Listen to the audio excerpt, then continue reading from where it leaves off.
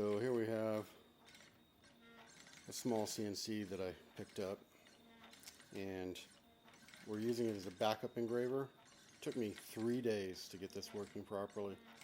3 days. And now it's working.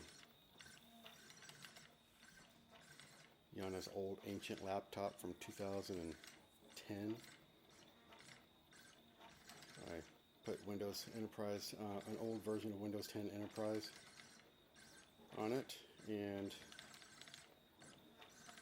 changed the firmware on this machine, and it appears to be working finally.